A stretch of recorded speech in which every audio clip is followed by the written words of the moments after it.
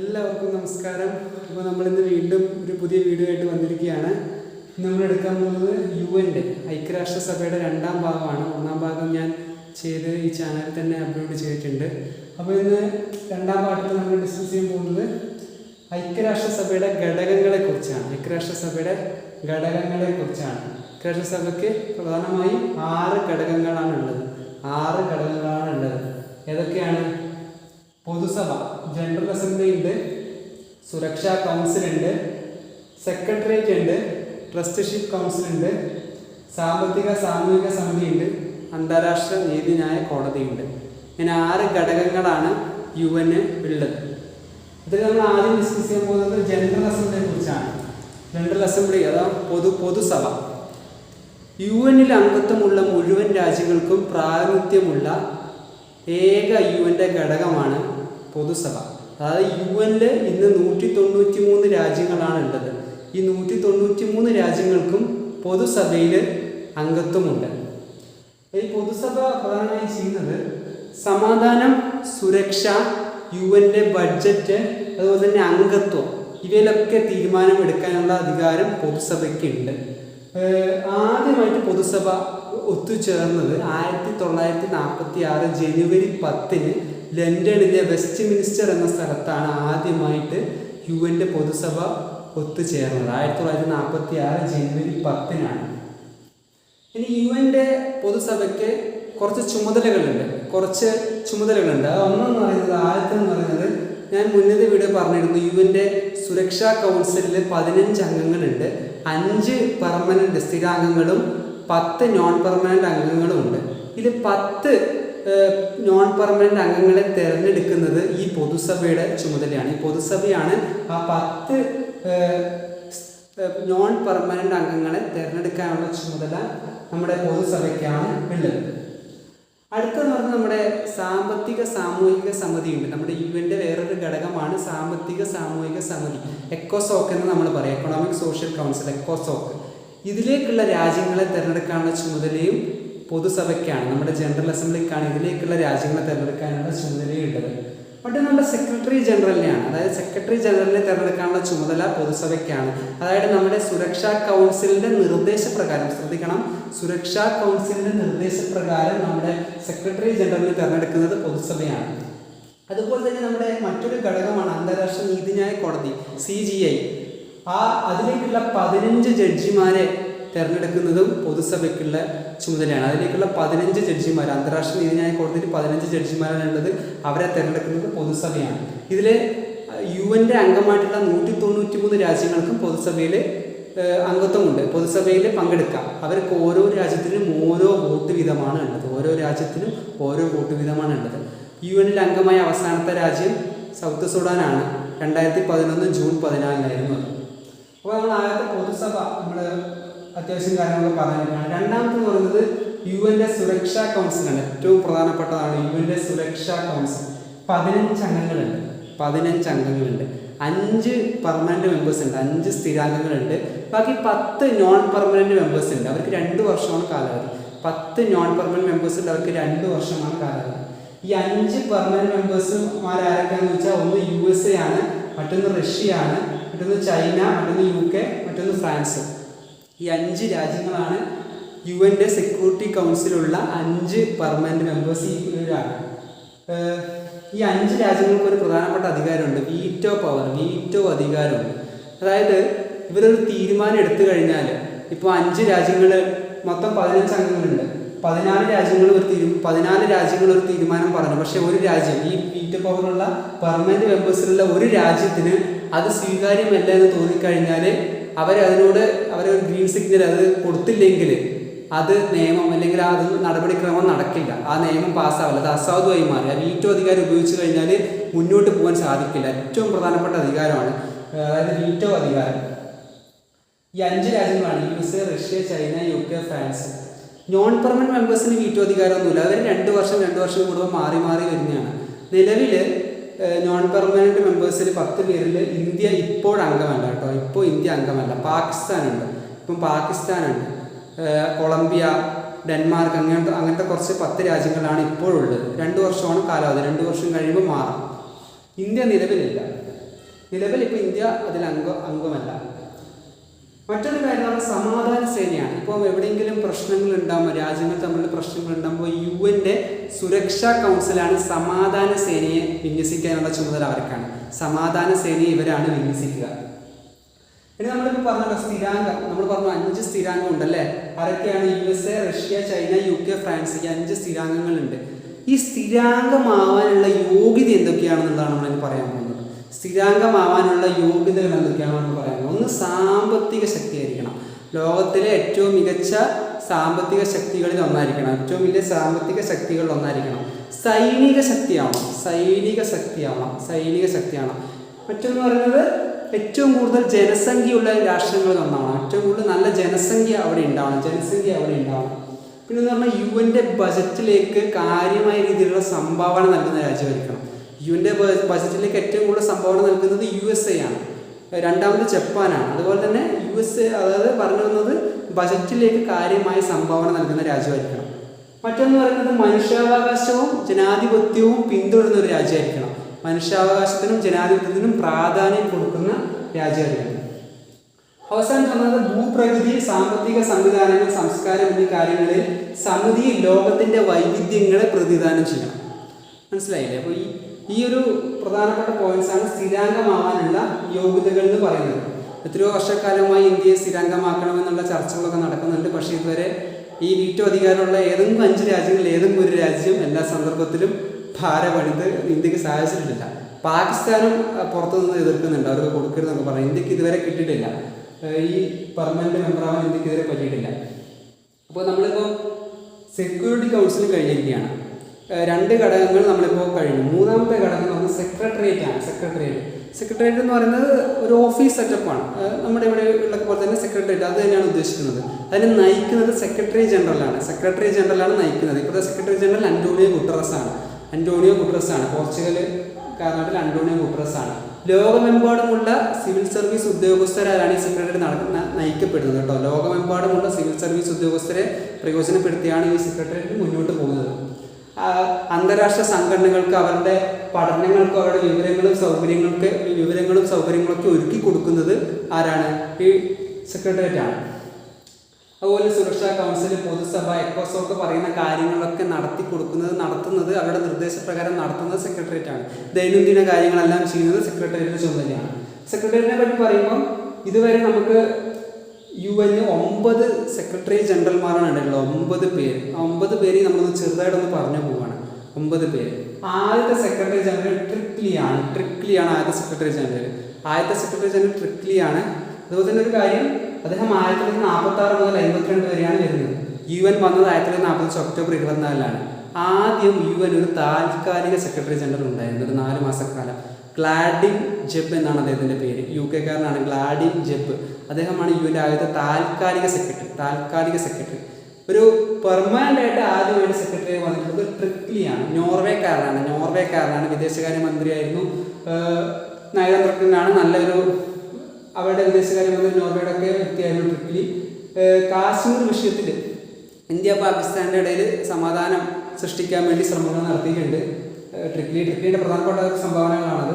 മറ്റു പറഞ്ഞാൽ കൊറിയൻ യുദ്ധം നിയന്ത്രിക്കുന്നതിൽ അദ്ദേഹം കുറച്ചൊന്ന് വിമർശനം ഏറ്റുവാങ്ങേണ്ടി വന്നു. കൊറിയൻ യുദ്ധം കാര്യമായ രീതിയിൽ കൈകാര്യം ചെയ്യുന്നതിന് വേണ്ടി അദ്ദേഹം കുറച്ചൊന്ന് വിമർശനം ഏറ്റുവാങ്ങേണ്ടി വന്നിട്ടുണ്ട്. അദ്ദേഹത്തിന് 2ാമത്തെ സ്ഥാനം നൽകുന്നതിന് USSR എതിർത്തു. സാധാരണ രീതിയിൽ നിലവിൽ ഇത്രയും കാലം ഉണ്ടായിരുന്ന സെക്രട്ടറി ജനറൽമാരുടെ ഒരു ഭൂരിഭാഗം പേർക്കും 2ാം ടേം കിട്ടിയിട്ടുണ്ടായിരുന്നു. പക്ഷേ ഇദ്ദേഹത്തിന് 2ാം ടേം കിട്ടുന്നതിന് USSR എതിർത്തു. അദ്ദേഹത്തിന് 2ാമത്തെ ടേം കിട്ടിയില്ല. അതാണ് ട്രിക്ലി. അടുത്ത സെക്രട്ടറി ജനറൽ, 2ാമത്തെ സെക്രട്ടറി ജനറൽ ടാഗ് ഹാമർസ്കോൾഡ് ആണ്. അദ്ദേഹം 1953 മുതൽ 61 വരെയാണ് ആയത്. ടാഗ് ഹാമർസ്കോൾഡ് ആയത്. അദ്ദേഹം സ്വീഡനാണ്. സ്വീഡൻ സാമ്പത്തിക വിദഗ്ധനൊക്കെ ആയിരുന്നു. സൂയിസ് കനാൽ പരിഹരിക്കുന്നതിന് വേണ്ടി നേതൃത്വം കൊടുത്തു. ആഫ്രിക്കൻ കോളനികളുടെ പ്രശ്നങ്ങൾ പരിഹരിക്കുന്നതിന് വേണ്ടി പ്രവർത്തനത്തിന് നേതൃത്വം കൊടുത്തു. കോങ്കോ പ്രതിസന്ധി വളരെ പ്രധാനപ്പെട്ടതാണ്. കോങ്കോ പ്രതിസന്ധി പരിഹരിക്കുന്നതിന് വേണ്ടി UN കാര്യമായ ഇടപെടൽ നടത്തി. അതിൻ്റെയൊക്കെ സമഗ്ര ആ ഒരു സംഭാവന, കോങ്കോ പ്രതിസന്ധിൻ്റെ ആ ഒരു ഇത് പരിഗണിച്ചുകൊണ്ട് 1961 അദ്ദേഹത്തിന് നൊബേൽ സമ്മാനം ലഭിച്ചു കേട്ടോ. ആദ്യമായിട്ട് UN സെക്രട്ടറി ജനറലായിട്ട് നൊബേൽ സമ്മാനം ലഭിച്ച ആദ്യത്തെ വ്യക്തിയാണ് ടാഗ് ഹാമർസ്കോൾഡ്.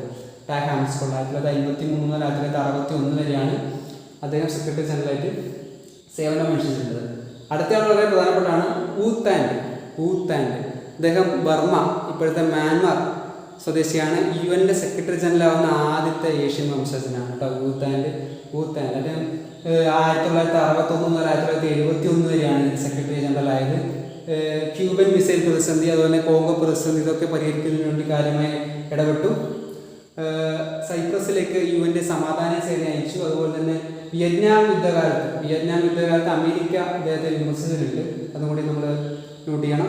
അടുത്ത സെക്രട്ടറി ജനറൽ കൂഡ് വാൾഡ് ഹൈമാണ്. 1972 മുതൽ 1981 വരെയാണ് അദ്ദേഹം ആയിട്ടുള്ളത്. ഓസ്ട്രേലിയൻ സ്വദേശിയാണ്. ഓസ്ട്രേലിയയുടെ വിദേശകാര്യ മന്ത്രിയായിരുന്നു. നമീബിയൻ ലെബനൻ പ്രശ്നങ്ങളൊക്കെ അദ്ദേഹം പരിഹരിക്കാൻ ശ്രമിച്ചിട്ടുണ്ട്. ലെബനൻ പ്രശ്നങ്ങൾ പരിഹരിക്കാൻ ബംഗ്ലാദേശിലേക്ക് ദുരിതാശ്വാസ സഹായം സഹായമാക്കാതെ എത്തിച്ചിട്ടുണ്ട്. 3ാം തവണയും അദ്ദേഹം ആവാൻ നിന്നതായിരുന്നു, പക്ഷെ അത് ചൈന തടഞ്ഞു. വീറ്റോ പവർ ഉള്ളതുകൊണ്ട് തന്നെ 3ാമത്തെ ഒരു ടേം അദ്ദേഹത്തിന് കൊടുക്കാനിരുന്നപ്പോൾ അത് ചൈന തടഞ്ഞു. അതിന് 3ാമതാകാൻ പറ്റില്ല. 2 തവണ അദ്ദേഹം. അടുത്ത സെക്രട്ടറി ജനറൽ ജാവിയർ പെരസ് ഡിക്വയർ, പെറുകാരനാണ്. 1989 മുതൽ 1991 വരെ ജാവിയർ പെരസ് ഡിക്വയർ നമീബിയയുടെ സ്വാതന്ത്ര്യത്തിന് വേണ്ടി പ്രയത്നിച്ചു. മുൻകൈ എടുത്തു. സൈപ്രസ്, അഫ്ഗാനിസ്ഥാൻ, എൽ സാൽവദോർ എന്നിവിടങ്ങളിലെ പ്രശ്നങ്ങൾ പരിഹരിക്കാൻ ശ്രമിച്ചു. അദ്ദേഹം അങ്ങനെയൊക്കെ കുറച്ച് ഇടപെടൽ നടത്തിയിട്ടുണ്ട്. Javier Perez de Cuellar. അടുത്തയാളാണ് ബുത്രോസ് ഗാലി. ഈജിപ്ത് സ്വദേശിയാണ്. 1992 മുതൽ 96 വരെയാണ് അദ്ദേഹം ആയിട്ടുള്ളത്. മൊസബിക്കിൽ UN കാര്യമായ ഇടപെടൽ നടത്തി. പക്ഷേ സൊമാലിയ, റുവാണ്ട പ്രദേശങ്ങളിലൊക്കെ കാര്യമായി ഇടപെടാൻ പറ്റിയില്ല. അവിടെ പ്രശ്നങ്ങൾ ഉണ്ടായപ്പോൾ അതിൻ്റെ പേരിൽ അദ്ദേഹം വിമർശനം ഏറ്റുവാങ്ങേണ്ടി വന്നു. അതിൻ്റെ ഭാഗമായിട്ട് 2ാമത് അദ്ദേഹത്തിനൊരു ടേം കിട്ടുന്നത് അമേരിക്ക തടഞ്ഞു. അമേരിക്ക അതിൽ ഒബ്ജക്ഷൻ വെച്ചു. അദ്ദേഹത്തിന് 2ാമത് ആവാൻ പറ്റിയില്ല. ഈജിപ്തുകാരനാണ് ബുത്രോസ് ഗാലി. അടുത്തത് കോഫി എ അന്നാൻ. 1997 മുതൽ 2006 വരെ. പക്ഷേ ആന്റോണിയോ ഗുട്ടറസ് കഴിഞ്ഞാൽ കുറച്ചും കൂടി പേര് കേൾക്കാൻ സാധ്യതയുള്ളത് കോഫി എ അന്നനെയാണ്. ഗാന സ്വദേശിയാണ്. കോഫി എ അന്നാൻ 2001 നൊബേൽ സമ്മാനം ലഭിച്ചിട്ടുണ്ട്. ഇറാഖിലെ അമേരിക്കൻ അധിനിവേശത്തിന് നിയമവിരുദ്ധമാണെന്ന് പറയാനുള്ള ധൈര്യം അദ്ദേഹം കാണിച്ചിട്ടുണ്ട്. ഇറാഖിലെ അമേരിക്കൻ അധിനിവേശത്തെ നിയമവിരുദ്ധമാണെന്ന് അദ്ദേഹം ചൂണ്ടിക്കാണിച്ചിട്ടുണ്ട്. ഈ എയ്ഡ്സ്, മലേറിയ, ക്ഷയം പോലുള്ള രോഗങ്ങളെ തടയാൻ വേണ്ടി ഗ്ലോബൽ ഫണ്ട് സ്ഥാപിച്ചു. 2005 മനുഷ്യാവകാശ കൗൺസിൽ സ്ഥാപിച്ചു. 2005 പീസ് ബിൽഡിംഗ് കമ്മീഷനും മനുഷ്യാവകാശ കൗൺസിലും അദ്ദേഹം സ്ഥാപിച്ചു. 2005. ഇതൊക്കെയാണ് കോഫി അന്നനെ പറ്റി പറയാനുള്ളത്. അടുത്ത ആൾ ബാൻ കി മൂണാണ്. 2007 മുതൽ 2016 വരെ Ban Ki Moon, republic of കൊറിയയുടെ, അതായത് നമ്മുടെ ഊത്താൻഡിന് ശേഷം UN സെക്രട്ടറി ജനറലായ 2ാമത്തെ ഏഷ്യക്കാരനാണ് Ban Ki Moon. Republic of Korea, Ban Ki Moon. അദ്ദേഹം മിലേനിയം ഡെവലപ്മെന്റ് ഗോളുമായി പ്രവർത്തിച്ചു. കാലാവസ്ഥാ വ്യതിയാനത്തിന് വേണ്ടി പ്രവർത്തിച്ചു. അതൊക്കെയാണ് അദ്ദേഹം ചെയ്ത പ്രധാനപ്പെട്ട കാര്യങ്ങൾ. ബാൻ കി മൂൺ 2007 മുതൽ 2016 വരെ. ഇപ്പോഴത്തെ നമ്മുടെ സെക്രട്ടറി ജനറൽ 2016 മുതൽ അന്റോണിയോ ഗുട്ടറസ് ആണ്. അദ്ദേഹത്തിൻ്റെ ഒരു ടേം കഴിഞ്ഞു, 2ാമത്തെ ടേം തുടങ്ങി, അത് കഴിയാറായിരിക്കുകയാണ്. അദ്ദേഹം 2016 ഡിസംബർ 31 ചുമതലയേറ്റത്. ഇപ്പോൾ അദ്ദേഹം തുടരുന്നു.